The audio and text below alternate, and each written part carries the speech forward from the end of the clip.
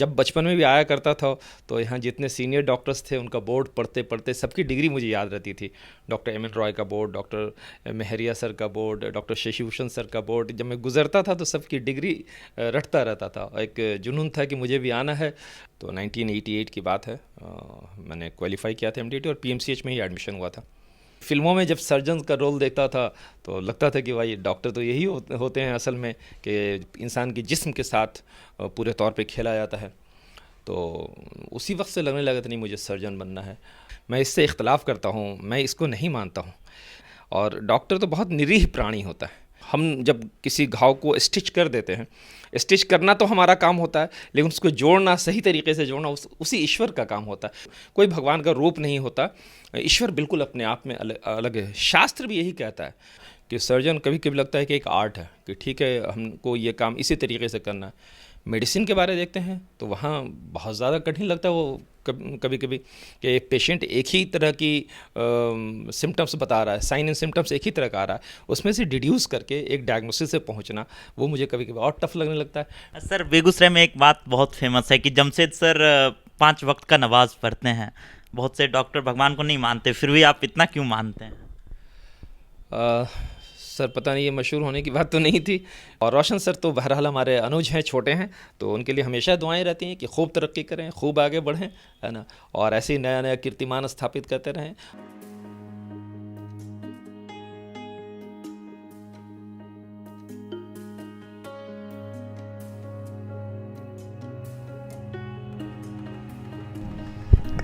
तेरे जिन पाँवों से कतरा कतरा खून गिरा, तेरे जिन पाँवों से कतरा कतरा खून गिरा, मैंने उन पावन राहों का पत्थर पत्थर चूम लिया।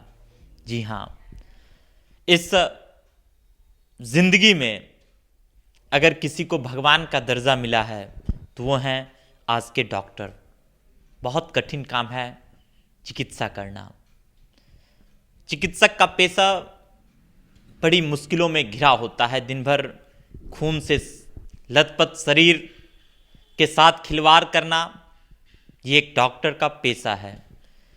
तो आइए आज मिलते हैं डॉक्टर जमशेद सर से, जो बेगूसराय के जाने माने लेप्रोस्कोपिक सर्जन हैं। तो आइए जानते हैं डॉक्टर जमशेद सर से उनकी ज़िंदगी की कहानी, उनकी ज़ुबानी। सर आप वर्तमान समय में डॉक्टर हैं, लेकिन बचपन आपका कैसे गुजरा, कहाँ पर आपने पढ़ाई करी? ठीक है, लीजिए सबसे पहले तो शुक्रिया अदा कर दूं आपका कि आपने कष्ट उठाया यहाँ तक इस मतलब इंटरव्यू के लिए मुझे चुना। इसके लिए मैं आपका शुक्रिया अदा कर दूं, आपकी पूरी टीम का, और ख़ास करके रोशन सर का। कि रोशन सर, जबकि मैंने कहा आपसे कि अगर इंटरव्यू वाकई लेने लायक शख्सियत हैं तो रोशन सर हैं, जो चिकित्सा के क्षेत्र से आते हैं, लेकिन फिर भी चिकित्सा के क्षेत्र में अच्छा करने के अलावा उन्होंने बहुआयामी व्यक्तित्व का मतलब शो किया उन्होंने अपने आप को, कि उनकी पर्सनैलिटी कितनी डाइवर्स है और हर क्षेत्र में अच्छा कर रहे हैं। और ये एक नया फील्ड है, डॉक्टर के लिए तो एक बहुत नया फील्ड है, उसमें ये इतना अच्छा कर रहे हैं तो वाकई मतलब तहसीन के काबिल तो वो हैं, मुबारकबाद के काबिल वो हैं, और उनका शुक्रिया है कि आपने मुझे इस लायक समझा। जबकि मैं वाकई मेरे पास कोई ऐसी चीज़ नहीं, मैंने आपको पहले कहा भी था कि मैं क्या दिखाऊं, मेरे तार तार दामन में न कुछ इस जहां के लिए है न कुछ उस जहां के लिए। लेकिन बहरहाल ये आपकी मोहब्बत है। दूसरी बात, अपनी गुफ्तगू शुरू करने से पहले मैं ये अर्ज़ कर दूं कि बहुत सारी चीज़ें समाज में कही जाती हैं लेकिन वो बहरहाल सही मीनिंग नहीं रखती हैं। जैसे आपने कहा कि डॉक्टर को भगवान का रूप कहा जाता है, मैं इससे इख्तलाफ करता हूँ, मैं इसको नहीं मानता हूँ। भगवान बहरहाल एक अलग चीज़ है और डॉक्टर तो बहुत निरीह प्राणी होता है। उस मालिक ने, उस ईश्वर ने, उस सृष्टिकर्ता ने, उस सर्वशक्तिमान ने अपनी शक्ति का रूप थोड़ा थोड़ा इंसानों में बांटा, थोड़ी अपने ख़जाने से कुछ इल्म दिया तो लोग बड़ा बड़ा काम कर रहे हैं। वैसे ही कुछ इल्म डॉक्टरों के पास आया कि उसने मानव शरीर की एनाटमी को समझा, फिजियोलॉजी को समझा, पैथोलॉजी को समझा और फिर काम करता है। तो जो बुद्धि उस ईश्वर ने, सृष्टिकर्ता ने दी है, उसका इस्तेमाल करके कुछ कदम बढ़ाता है और बाकी उसी ईश्वर पे पड़ा हुआ रहता है। हम जब किसी घाव को स्टिच कर देते हैं, स्टिच करना तो हमारा काम होता है, लेकिन उसको जोड़ना, सही तरीके से जोड़ना उसी ईश्वर का काम होता है। उसकी जगह कोई नहीं ले सकता, कोई उसका साझी नहीं होता, कोई उसका बराबरी नहीं हो सकता, कोई उसका रिप्रेजेंटेटिव भी इस तरीके से नहीं हो सकता। तो मैं चाहूँगा कि ये शब्द मेरे लिए तो सूटेबल नहीं होता है, और मैं किसी के लिए भी नहीं समझता कि सूटेबल हो। कोई भगवान का रूप नहीं होता, ईश्वर बिल्कुल अपने आप में अलग है। शास्त्र भी यही कहता है, शास्त्र भी यही कहता है, कोई उसके जैसा नहीं है ना। तो बहरहाल इन सब बुनियादी सवालों के जवाब के बाद मैं ये कहूँ अपने बारे कि मेरा जन्म यहीं बेगूसराय में ही चंदौर एक गांव है भगवानपुर ब्लॉक में। मैं वहीं का रहने वाला हूं, और प्रारंभिक शिक्षा वहाँ हुई, लेकिन उसके बाद मेरे पिताजी पोस्टेड थे आज के झारखंड, जो कि पहले बिहार का ही हिस्सा हुआ करता था। वहाँ जमशेदपुर से तकरीबन 100 किलोमीटर की दूरी पे नौमंडी एक जगह है, जो टीस्को टाटा आयरन स्टील कंपनी का आयरन माइंस हुआ करता था। जो हमारे भारत में जितना लोहा निकलता है खनिज के रूप में, उसका एक बड़ा हिस्सा नौमंडी से निकलता था। तो वहीं मेरे फादर पोस्टेड थे। तो मेरी फिर स्कूलिंग वहीं हुई, और इंटरमीडिएट मैंने वहीं से किया, चाईबासा एक जगह थी। फिर मेडिकल की तैयारी के लिए मैं आ गया था पटना बाद में। सर पटना से आप जमशेदपुर बहुत दिन रहे, फिर बेगूसराय क्यों आना हुआ, और बेगूसराय में चंदौर छोड़कर पोखरिया आना? जी मतलब मेडिकल की तैयारी करने के लिए मैं पटना आ गया था। उसके बाद पटना में रह के तैयारी किया। फिर MDAT एग्ज़ाम होता था उस ज़माने में, तो 1988 की बात है। मैंने क्वालिफाई किया था MDAT, और PMCH में ही एडमिशन हुआ था। तो PMCH में रहा तो घर के करीब आया। पहले घर तो कभी कभार आया करता था, साल में एक बार दो बार। और पटना आने के बाद जाहिर सी बात है, बेगूसराय पटना करीब की चीज़ें हो गई, तो यहाँ के लोगों से मिलना जुलना, यहाँ के कल्चर के करीब आना, और अपनी जगह बहरहाल इंसान को खींचती है।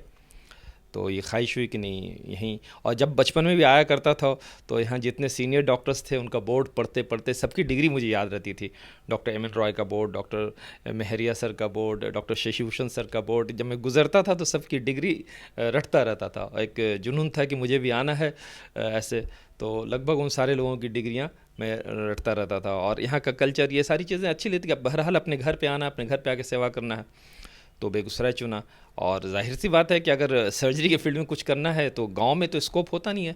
आप गांव में क्लिनिक खोल सकते हैं, लेकिन फिर एनेस्थेटिस्ट कहाँ से लाएंगे, बाकी टीम कहाँ से लाएंगे। तो इम्प्रैक्टिकल होता, या संभव होता भी तो शायद टफ़ ज़्यादा होता। उतना टफ़ काम करने की हिम्मत शायद मुझ में नहीं रही होगी, इसीलिए बेगूसराय अपना डिस्ट्रिक्ट हेडक्वार्टर था, इसलिए यहाँ। सर आप सर्जन हैं, तो सर्जन चुनने की कोई खास वजह थी? बचपन से कुछ ललायत थे उस तरफ? जी जी जी जी। देखिए, इंसान मुतासिर होता है, इम्प्रेस्ड होता है बहुत सारे हालात से। कुछ तो अपने घर के हालात से होता है, कुछ हमारी ज़िंदगी में फ़िल्मों का बहुत इंपॉर्टेंट रोल होता है ना। तो मेरे फादर पोस्टेड थे टिस्को में, टिस्को के हॉस्पिटल में थे, अकाउंट्स डिपार्टमेंट में क्लर्क थे। तो जाहिर सी बात है, हॉस्पिटल तो मेरा आना जाना बचपन से लगा रहता था। जो डॉक्टर्स को देखता था तो वहाँ से इम्प्रेस होता था कि नहीं डॉक्टर बनना। फिर फिल्मों में जब सर्जन का रोल देखता था तो लगता था कि भाई डॉक्टर तो यही होते हैं असल में, कि इंसान के जिस्म के साथ पूरे तौर पे खेला जाता है। तो उसी वक्त से लगने लगा था नहीं मुझे सर्जन बनना है, सर्जन बनना है। तो बस वो एक जुनून था, उस जुनून को हासिल करने की कोशिश में करते करते यहाँ तक आ गए। सर सर्जन बड़ा कठिन काम होता है, हमेशा खून से लिपटा हुआ शरीर देखते रहना, तो कठिन नहीं लगता है अभी भी? सर बाहर से देखने में तो लगता है कि बहुत कठिन काम है, लेकिन असल चिकित्सा में या कहीं भी किसी क्षेत्र में हर काम अपने आप में कठिन होता। जब हम लोग जब पढ़ने लगे तब फिर महसूस हुआ कि सर्जन कभी कभी लगता है कि एक आर्ट है, कि ठीक है हमको ये काम इसी तरीके से करना है। मेडिसिन के बारे देखते हैं तो वहाँ बहुत ज़्यादा कठिन लगता है वो कभी कभी, कि एक पेशेंट एक ही तरह की सिम्टम्स बता रहा है, साइन एंड सिम्टम्स एक ही तरह का आ रहा है, उसमें से डिड्यूस करके एक डायग्नोसिस से पहुंचना, वो मुझे कभी कभी और टफ लगने लगता है। पीडियाट्रिक्स के बारे देखता हूँ तो वो और टफ लगना, बच्चा कुछ नहीं कह रहा है, सिर्फ रो रहा है, उसमें से डायग्नोस करना और इलाज करना और ठीक कर देना। तो इसलिए ये सिर्फ नहीं कहा सकता कि सर्जरी बहुत टफ काम है। हर क्षेत्र में मतलब आसानी और मुश्किलें हैं। इंसान मतलब प्रैक्टिस करते करते, जद्दोजहद करते करते कितना सीखता है, उस पर वो काम आसान या मुश्किल लगने लगता है। सर जब कोई नया पेशेंट आता होगा आपके पास तो कितना कठिन होता होगा उसको ट्रीट करना, उसको बताना? नहीं, ये डिपेंड करता है, हर कंडीशन में टफ नहीं लगता है। कुछ चीज़ें तो बिल्कुल लगती हैं कि प्रोटोकॉल के हिसाब से आई हैं, कुछ चीज़ें वाकई बहुत टफ होती हैं कि कुछ समझ में नहीं आता है, जो जो इल्म हासिल किया था उसके हिसाब से कहीं पर टैली नहीं कर रहा। लेकिन अलग अलग तरीके से इन्वेस्टिगेशंस कराता है इंसान, तो उससे डिड्यूस करना पड़ता है कि वो लग रहा है कि ये संभावना होगी। फिर कहीं पे अगर फंस जाता है इंसान, कुछ नहीं समझ में आ रहा है, तो अपने साथियों से, अपने सीनियर कलीग से, अपने कलीग से डिस्कस कर लेते हैं, देख लेते हैं। कभी कुछ इन्फॉर्मेशंस की दुनिया भरी पड़ी है, उसमें तलाश करते हैं। तो बहरहाल अगर सच्चे मन से तलाश करता हो, तो मैंने बताया ना कि वो ईश्वर, वो हमेशा इंसान को सीधा रास्ता दिखाना चाहता है। ईश्वर कभी इंसान को गुमराह नहीं करता है, और कभी जो चाह रहा होता है, जो जद्दोजहद कर रहा होता है, उसको सीधा रास्ता दिखाता है। सर बेगूसराय में एक बात बहुत फेमस है कि जमशेद सर 5 वक्त का नमाज पढ़ते हैं। बहुत से डॉक्टर भगवान को नहीं मानते, फिर भी आप इतना क्यों मानते हैं? सर पता नहीं, ये मशहूर होने की बात तो नहीं थी। नमाज ऐसी चीज़ है कि उसका किसी दूसरे इंसान से कोई संबंध नहीं है। मेरी नमाज एक्चुअली समझना है, अगर आपके पास वक्त है, समझना है कि हर इंसान को 2 जिम्मेदारियां दी हुई हैं। एक जिम्मेदारी उसकी अपनी है, अपने ईश्वर के लिए, अपने ईश्वर के प्रति, जिसको अरबिक में एक शब्द आता है हुकूकुल्लाह, यानी अल्लाह का उस पर एक जो अधिकार है। और दूसरा एक अधिकार होता है हुकूकुल इबाद कहते हैं, यानी लोगों के प्रति उसका जो अधिकार है। तो ये जो अधिकार मेरा है, हमको ये अधिकार भी निभाना है, ये हक़ भी निभाना है जो ईश्वर के प्रति है, और जो मनुष्यों के प्रति, लोगों के प्रति, जो हमारे यहाँ पशु पक्षी हैं, पूरे वातावरण के प्रति, उस अधिकार को भी निभाना है। हम लोग कई बार समझते हैं कि शायद ईश्वर के प्रति अधिकार निभा दिया, जैसे नमाज रोज़ा ये सब कर दिया, तो शायद बहुत बड़े नेक आदमी हो गए। ईश्वर खुद कहता है कि मेरे प्रति जो अधिकार है, अगर उसमें कुछ कमी रहेगी तो हम क्षमा कर भी देंगे, लेकिन अगर तुमने अपने लोगों के प्रति, समाज के लोगों के प्रति अधिकार में कोई कमी कर दिया, मैं उसको क्षमा नहीं कर सकता जब तक कि वो खुद क्षमा न कर दे। तो इसलिए किसी इंसान की महानता इसमें नहीं है कि वो कितना नमाजी है। इस इंसान की महानता इसमें होती है कि वो अपने लोगों के साथ उसका व्यवहार कैसा है, उसके अपने स्टाफ के साथ, अपने काम करने वाले लोगों के साथ, अपनी पत्नी के साथ, अपने बच्चों के साथ, अपने पड़ोसियों के साथ। असल परीक्षा तो पड़ोसियों से होती है, इसलिए कोई इंसान कैसा है ये पड़ोसी, उसके स्टाफ ये बेहतर बता सकते हैं। ख़ुद से नमाजी और रोज़ेदार और दाढ़ी टोपी, इससे ईश्वर को कोई फ़र्क नहीं पड़ता। सर आप डॉक्टर हैं और कहीं ना कहीं हमेशा पेशेंट का हुजूम रहता है आपके पास, तो परिवार को कितना वक्त दे पाते हैं? जी, मेरे मालिक की विशेष कृपा है मुझ पे कि मेरे पास उतना बड़ा हुजूम नहीं रहता है, बस इतना ही रहता है जितना मैं आराम से मैनेज कर लूँ, तो वक्त मुझे मिल जाता है परिवार वालों के लिए भी। और कई बार मैंने इसलिए कहा कि मेरे मालिक की विशेष कृपा है। हम लोग ये समझते हैं कि शायद भीड़ बहुत ज़्यादा है, बहुत ज़्यादा पैसा है, बहुत ज़्यादा ये है तो विशेष कृपा है। ऐसी बात नहीं होती है। हमको ये सबक सिखाया गया है कि गनीमत जानो स्वास्थ्य को बीमारी आने से पहले, कद्र कर लो स्वास्थ्य की बीमारी के आने से पहले। गनीमत जानो जवानी को बुढ़ापा के आने से पहले। वैसे ही कहा गया है गनीमत जानो फुर्सत को बहुत बिजी होने से पहले। यानी फुर्सत बहरहाल ब्लेस्ड थिंग है, बहुत बड़ी चीज़ होती है। फुर्सत में इंसान बड़ा बड़ा काम कर पाता है। आप देखते होंगे कि बड़े बड़े लोग हमारे, जिन्होंने बड़ी बड़ी किताबें लिखी हैं, बाहर नहीं लिख पाए, जब उनको राजनीतिक कारण से और देश की आज़ादी के सिलसिले में जेल जाना पड़ा, तो जेल में उन्होंने बड़ी बड़ी किताबें लिख दी। तो इससे पता चला कि जो कंस्ट्रक्टिव कुछ काम होना है तो वो फुर्सत के क्षणों में होता है। तो फुर्सत भी गनीमत है, लेकिन ज़िंदगी गुजारने के लिए बहरहाल माल दौलत की भी ज़रूरत होती है। तो दोनों चीज़ों का सामंजस्य अगर हो जाता है तो वो इंसान के लिए बहुत बड़ी चीज़ होती है।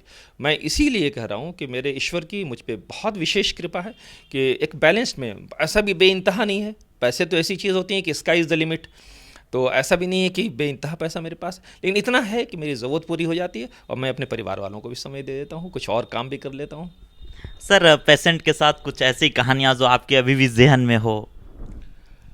देखिए, पेशेंट के साथ तो रोज़ाना कहानियाँ होती रहती हैं, और अक्सर पेशेंट जब ठीक होकर चला जाता है बहुत अच्छा, तो वो कहानी नहीं याद रह पाती उतनी जितना किसी पेशेंट के साथ कोई बड़ा मसला होता है। कभी कभी हम सब इंसान ही हैं, हमारी गलती से अगर कुछ ऐसा हो जाता है जिसमें पेशेंट को सफ़र करना पड़ता है, वो कहानी ज़्यादा याद रह जाती है। तो उसको क्या शेयर किया जाए, चीज़ें हैं, कुछ चीज़ों को मतलब पर्दे में ही रहने दिया जाए तो बेहतर रहेगा। जी सर, ज़िंदगी की कुछ ऐसी कहानी जो आप बेगूसराय वासियों से शेयर करना चाहेंगे? जी सर, ये तो बस ये है कि ज़िंदगी को हम लोगों ने समझा ही नहीं है। असल ज़िंदगी को समझने की ज़रूरत है। आज नहीं समझने की वजह कर माहौल इतना ख़राब जो हो रहा है, हम महसूस कर रहे हैं कि लोगों के बीच एक दूरियां बढ़ गई हैं और लोग आज मिल भी रहे हैं एक दूसरे से तो एक पर्दे के साथ मिल रहे हैं। एक ऐसा लगता है पर्दा कि मन में कुछ है और अब सामने गए संबंध है तो सर प्रणाम कैसे हैं क्या हैं, लेकिन अंदर से एक दूरी बनी हुई है। ये चीज़ों को, ज़िंदगी को नहीं समझने की बुनियाद पे। तो सबसे पहले है ज़िंदगी को समझने की कोशिश करनी कि ज़िंदगी क्या है ना। मेरा ईश्वर जिसने मुझे पैदा किया है तो कुछ पर्पज़ मेरा होगा, कुछ उद्देश्य होगा। ये माइक जिसको आप पकड़े हुए हैं इसका एक उद्देश्य है कि आवाज़ को पहुंचा रहा है, बढ़ा के पहुंचा रहा है। अगर इस अपने पर्पज़ को नहीं पूरा करेगा तो फिर आप इसको यहाँ से हटा देंगे, दूसरा ले आएंगे। आपकी घड़ी उसका पर्पज़ है कि वो समय बताती है। हमारी एक एक चीज़, मोबाइल, टेबल, कुर्सी जिस पे बैठे हुए हैं, ये सब का एक उद्देश्य है। हम सब के उद्देश्य को जान रहे हैं, हमने कोशिश नहीं की अपने जीवन के उद्देश्य को समझने की। हम सबको पैदा किया है ईश्वर ने, अलग अलग जगह पैदा किया उसने एक ने। कुरान कहता है या युहन नासु इन्ना खलकनाकुम मिन ज़करिन व उनसा व जअलनाकुम शुऊबन व क़बाइला, कि ए इंसानों, वो इंसान कह रहा है, वो ये नहीं कह रहा कि ए मुसलमानों, वो नहीं कहा, चूँकि उसने हमको ही पैदा किया, आपको ही पैदा किया, तो उसने साफ कहा कि ए इंसानों, हमने तुमको एक नर और एक मादा से, एक पुरुष और एक स्त्री से पैदा किया और अलग अलग समूहों में बांट दिया ताकि तुम सिर्फ पहचाने जा सको, और किसी एक समूह को दूसरे समूह पे बड़ा नहीं किया। तो हम सारे सामानों का उद्देश्य तो समझने की कोशिश करते हैं। खुद उसने जो पैदा किया, हमको भी, आपको भी, इनको भी, इसको कौन सा उद्देश्य देना चाहा है, वो उद्देश्य पे गौर नहीं करते हैं। अगर उस उद्देश्य पे गौर करें तो जीवन और खूबसूरत हो सकता है। सर, केवी स्टूडियो और डॉक्टर रोशन सर के लिए क्या कहना चाहेंगे? मेरी शुभकामनाएं रहेंगी कि ईश्वर केवी स्टूडियो को भी यूं ही फलाता फुलाता रहे और बढ़ाए और ये बड़े पैमाने पे जाए। आज ये लोकल चैनल है और मैं चाहूँगा कि मेरी ज़िंदगी में ये मतलब नेशनल चैनल बन के उभरे। और रोशन सर तो बहरहाल हमारे अनुज हैं, छोटे हैं, तो उनके लिए हमेशा दुआएं रहती हैं कि खूब तरक्की करें, खूब आगे बढ़ें, है ना, और ऐसे ही नया नया कीर्तिमान स्थापित करते रहें इस लोक में भी, और इस लोक के बाद जो जीवन आने वाला है उस लोक में भी उनको हमेशा सुख मिले, किसी तरह का कोई कष्ट उनके करीब भी नहीं आए, आप लोगों के किसी के करीब नहीं आए, यही शुभकामना हमारी रहेगी। बहुत बहुत धन्यवाद सर, इतना व्यस्तम समय देने के लिए बहुत बहुत धन्यवाद सर। मैं कवि नीलेश, कैमरामैन दीपक के साथ।